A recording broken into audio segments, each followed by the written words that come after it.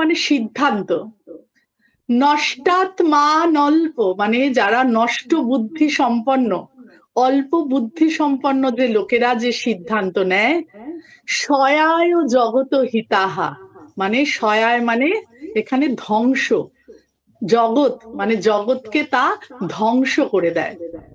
মানে এই শ্লোকে শ্রীকৃষ্ণ বলছেন যে অল্প বুদ্ধি সম্পন্ন লোকেরা ভয়ঙ্কর কর্মে প্রবৃত্ত হয়ে আত্মাকে ধ্বংস করে দেয় এবং যা জগতের পক্ষে অকল্যাণকর।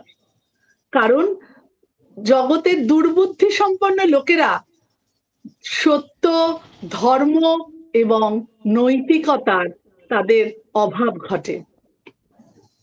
তাহলে এই শ্লোকে শ্রীকৃষ্ণ অধার্মিক এবং উগ্র লোকেদের কার্যকলাপের ফলে সমাজের যে ক্ষতি হয় তা উল্লেখ করেছেন। ধর্ম এবং নৈতিকতার মর্ম উপলব্ধির উপর তিনি গুরুত্ব আরোপ করেছেন। তাহলে দৈনন্দিন জীবনে আমরা এই শ্লোককে কিভাবে প্রয়োগ করব?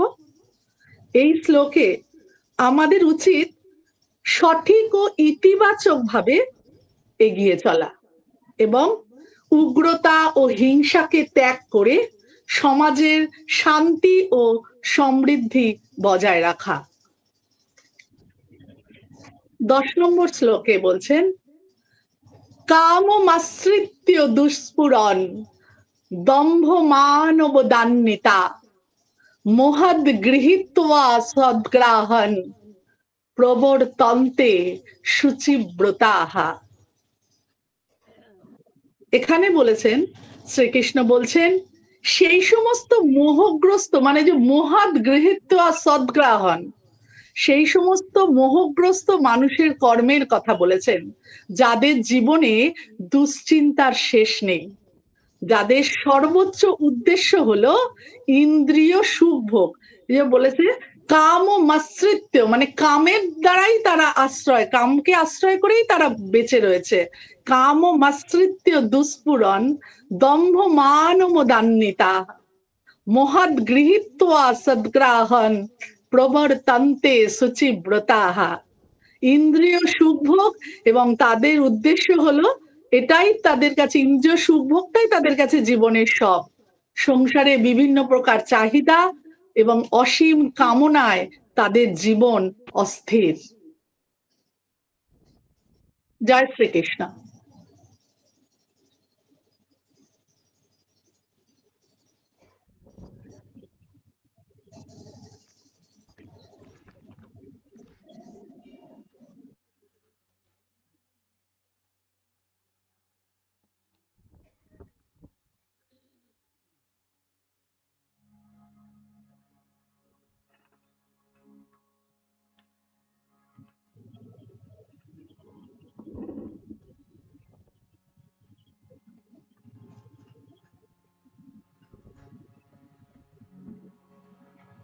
এগারো 12টা পড়া হবে তো দাদা?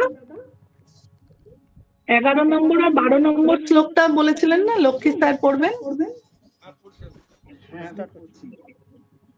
হ্যাঁ হ্যাঁ পড়ছি আমি। ও আচ্ছা।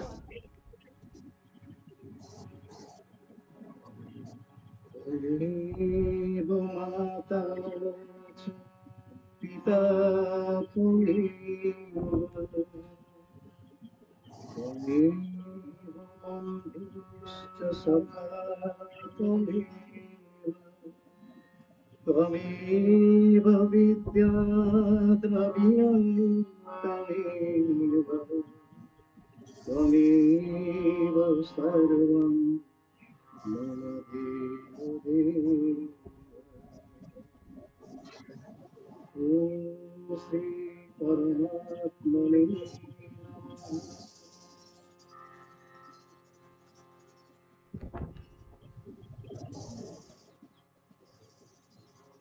মশলা আয়োজিত আজকের এই সান্ধ্য পাঠচক্রে ঠাকুরমা স্বামীজির যে অনুরাগী ভক্তবৃন্দ যুক্ত হয়েছেন তাদের সবাইকে আমার শ্রদ্ধা সম্মান।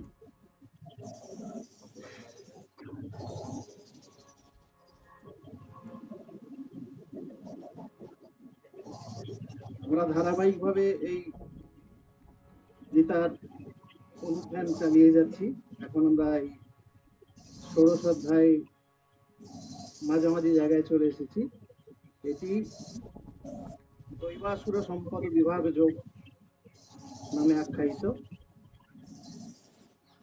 এখানে ভগবান শ্রীকৃষ্ণ মানুষের যে প্রকৃতি বা স্বভাব সেই অনুযায়ী বিভাগে ভাগ করছেন, এক দৈবী সম্পদ, এক আসুরি সম্পদ।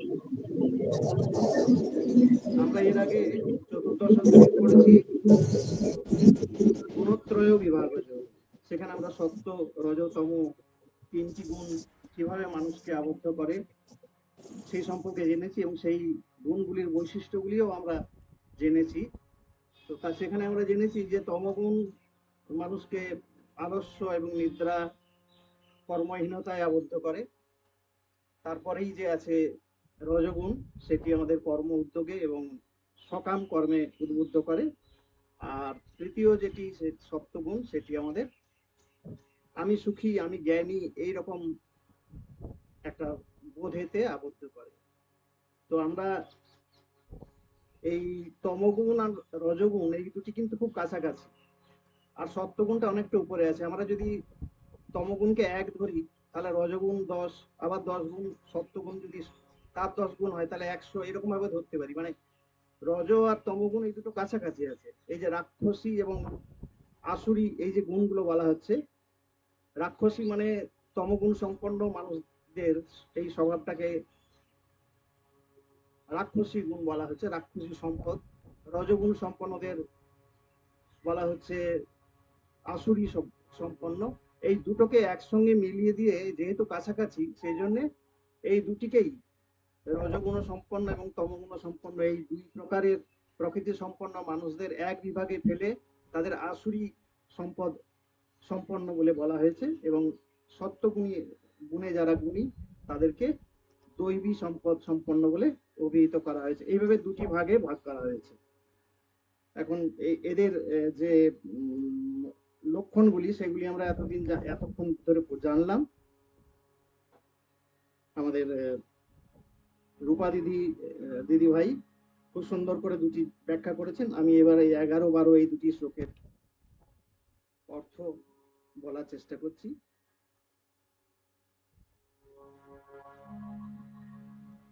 প্রথমে একটু পড়ে নি। চিন্তামপরিমেয়াঞ্চ প্রলয়ং তানুপাশ্রিতাঃ কামোপভোগপরামা এতাবদিতি নিশ্চিতাঃ আশাপাশশতৈর্বদ্ধা কামক্রোধপরায়ণা ইহন্তে কামভোগার্থম অন্যায়েনার্থসঞ্চয়ঃ। চিন্তাম অপরিমেয়াঞ্চ প্রলয়ান্তাম উপাশ্রিতাঃ কামোপভোগপরমা এতাবদিতি নিশ্চিতাঃ। অপরিমেয়াঞ্চ মানে যা মাপ করা যায় না, মাপ অপরিমেয়, সেই রকম চিন্তা। প্রলয়ান্তাম, প্রলয়ান্তাম মানে মৃত্যু পর্যন্ত, আমৃত্যু, আমৃত্যু এই অপরিমেয়াঞ্চ চিন্তাম উপাশ্রিতা, এই অপরিমেয় চিন্তাকে আশ্রয় করে আমৃত্যু পর্যন্ত এই আসুরি গুণসম্পন্ন ব্যক্তিরা কি করে, কাম উপভোগ পরমা মানে কামনা বাসনা এবং ভোগ এই নিয়ে এইটিকেই তারা পরম বস্তু বলে মনে করে জীবনে, এবং এইটা কি এতাবৎ ইতি নিশ্চিতা, এইটাই নিশ্চিত ভাবে তারা ধরে নেয় যে এই পৃথিবীতে আমার যা কামনার বস্তু সেগুলো আমরা ভোগ করব, এইটাই পরম পরম ব্যাপার, এর চেয়ে বড় আর কিছু নাই। এর আগে তো তারা মানে ভেবেই নিয়েছে যে এই ঈশ্বর বলে কিছু নাই, এই স্ত্রী পুরুষের মিলনের ফলে জগৎ চলছে, এইটাই, আর কিছু ঈশ্বর বলে কিছু নাই। কাজেই তারা এখানেও সেরকম ভাবে ভাবছেন কি অপরিমেয় চিন্তা নিয়ে মৃত্যু পর্যন্ত এই কামনার বস্তুগুলি উপভোগ করে নিশ্চিত ভাবে তারা এইটা কি ভাবে যে এইটাই আমাদের পরম আনন্দের বিষয়, পৃথিবীতে এইটাই ব্যাপার আর কিছু নয়। এই দলে কিন্তু আমরা অলমোস্ট সবাই পড়ি, আমরা কিন্তু এই এই এর বাইরে কিছু নই। এখন আমাদের এক পাশে আছেন ঈশ্বর, আর এক পাশে আছেন এই সংসার। তো আমরা যদি ঈশ্বরের দিকে দৃষ্টি ফেরাই তাহলে আমরা দৈবী সম্পদ বাড়াতে পারবো। আর যদি আমরা সংসারের দিকে মুখ ফিরিয়ে থাকি তাহলে আমরা ওই আসরিক ভাবগুলিকেই আমরা আশ্রয় দেবো, এবং সেইভাবেই আমরা ওই ওই জিনিসগুলোই বাড়তে থাকবে আর কি। এইটাই আমাদের জানবার জন্যই গীতা পাঠ, এবং এটি জানার পরে আমরা সেই পথে এগোবো, এই জন্যই আমাদের গীতা পাঠ। এর পরের শ্লোক, আশা পাশ শতৈর্বদ্ধা কাম ক্রোধ পরায়ণাঃ ইহন্তে কাম ভোগার্থম অন্যায়নার্থ সঞ্চয়ান। আশা পাশ, পাশ মানে তো দড়ি, আমরা জানি যা দিয়ে বাঁধা হয়। তো এরকম আশা পাশ শতৈর্বদ্ধা মানে শত শত আশা পাশে বদ্ধ হয়ে, কাম ক্রোধ পরায়ণা, কাম এবং ক্রোধ পরায়ণ হয়ে। এই কাম ক্রোধ এগুলো কিন্তু খুব কাছাকাছি, মানে আমরা এই আগের সাংখ্য যোগে পড়েছি, এই 62-63 এরকম শ্লোক হবে। ওখানে বলা আছে কিভাবে মানুষ একটা শুরু থেকে শেষ পর্যন্ত কিভাবে ধাপে ধাপে বিনাশের দিকে এগিয়ে যায়, সেটা বলা আছে। সেটা একটু আমি উল্লেখ করি, একটু সময় লাগবে হয়তো। ধ্যায়তো বিষয়ান পুংস সঙ্গস্তেষু উপজায়তে সঙ্গত সংজায়তে কামঃ কামাৎ ক্রোধোভি জায়তে। এখানে দেখুন আরো পরে আছে, ক্রোধাৎ ভবতি সম্মোহ সম্মোহাৎ স্মৃতি বিভ্রমঃ স্মৃতি ভ্রংসাৎ বুদ্ধি নাশো বুদ্ধি নাশাৎ প্রণশ্যতি। তো এখানে বলছে ধ্যায়তো বিষয়ান পুংস, মানে একটা উদাহরণ দিলে ভালো লাগবে। ধরুন আমার একটা বাড়ি আছে, অর্ডিনারি বাড়ি। আমি পাশে দেখলাম যে বেশ সুন্দর একটা দোতলা বাড়ি, একদম